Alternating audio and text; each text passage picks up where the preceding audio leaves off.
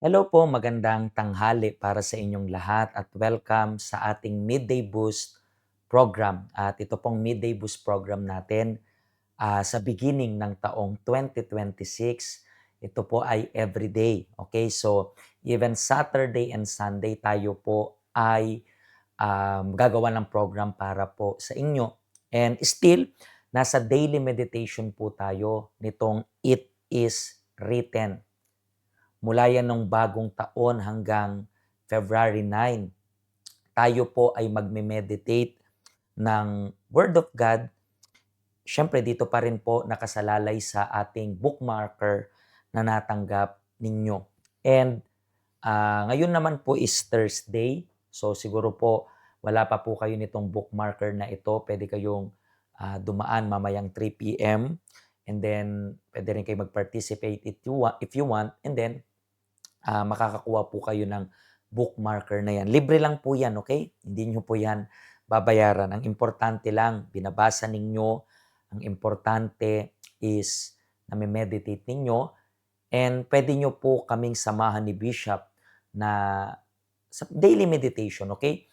May mga times na mahaba yung verse, may mga time na maikli. Pero si Bishop, binabasa niya yan ng 9 a.m. Tapos ako naman, binabasa ko dito sa Tagalog sa inyo ng 12:00. And siguro po, hindi nyo pa po na-share yung link ng program na ito. So, pwede nyo rin pong i-share para sa family members ninyo. Throughout ng mga ilang mga araw, ang pinag-uusapan lang natin ay tungkol sa sumpa. Naalala nyo po yun. And then, kahapon na pag-usapan natin kung paano tayo binibless ng Diyos.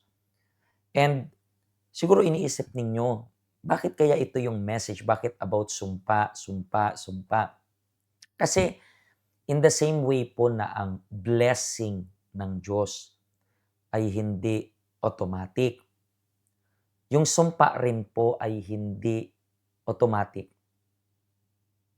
Yun po yung reason kaya ano po yung pag-uusapan natin ngayong araw na ito? Shield para hindi tumalab ang sumpa.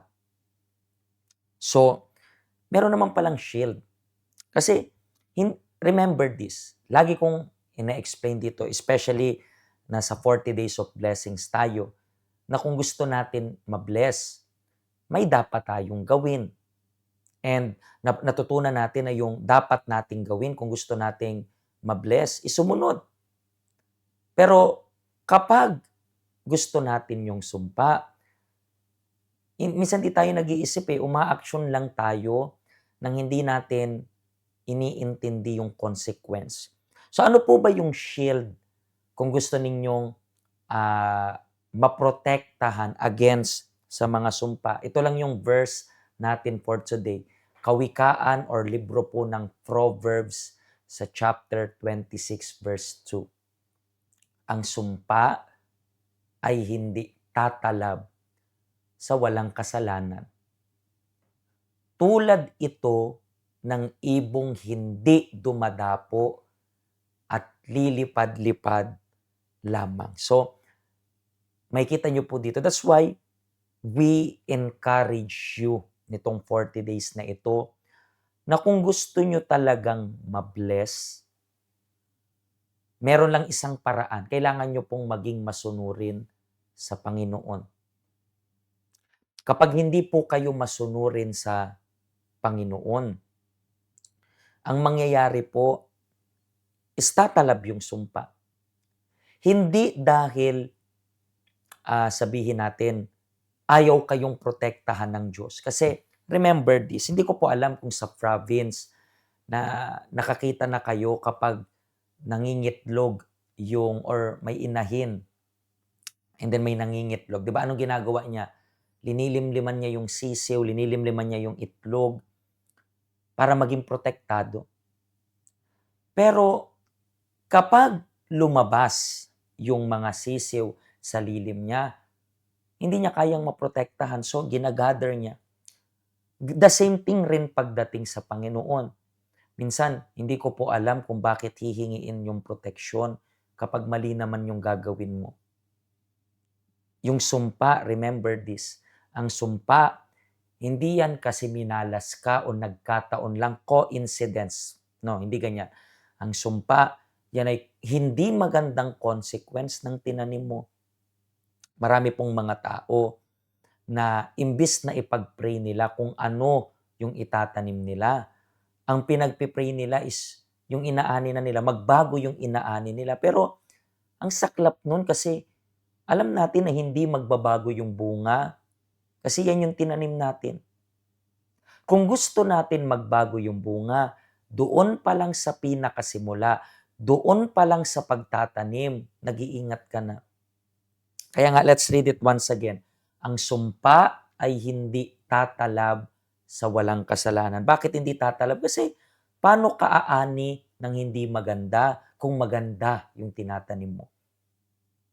Paano ka hindi magiging masaya kung tama yung ginagawa mo? Pero kapag may tinatago ka, kapag, alam mo yon, may mga pagkakataon na sabihin natin, meron kang maling ginagawa. 'Di ba nga kapag nagkakasala pa nga lang tayo, ang unang nawawala sa atin is yung peace of mind. Nawawalan tayo ng peace of mind. Ang nangyayari is aligaga tayo, ang nangyayari is nakokonsensya tayo. So yan ay consequence. So kung gusto nating umani ng magandang consequence, sumunod tayo sa utos ng Panginoon.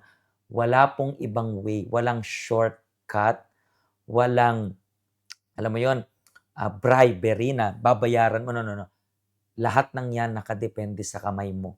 Marami pong mga tao, sinisisi nila yung Diyos kasi daw parang hindi sila iniingatan ng Diyos. Sabi ko nga, gusto kang ingatan ng Diyos, pero gawin mo yung utos niya. Para sa ikabubuti mo yung inuutos niya. Naiintindihan niyo po ba? That's why, kung wala pa po kayo nitong bookmarker na ito, pwede niyo pong kunin, pwede niyo pong daanan today or bukas sa ating Friday meetings.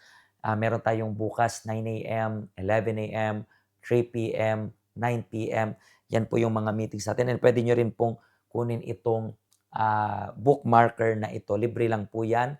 And if ever na this weekend yung off ninyo, so pwede nyo rin pong daanan dyan. Ito po yung schedule natin sa weekend at nandyan rin po yung ating address. Okay?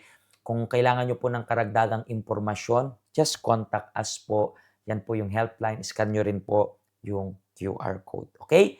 Mga kaibigan, kung natulungan po kayo nitong program na ito, huwag nyo pong kakalimutan i-share. Pagpalain po kayo ng Diyos.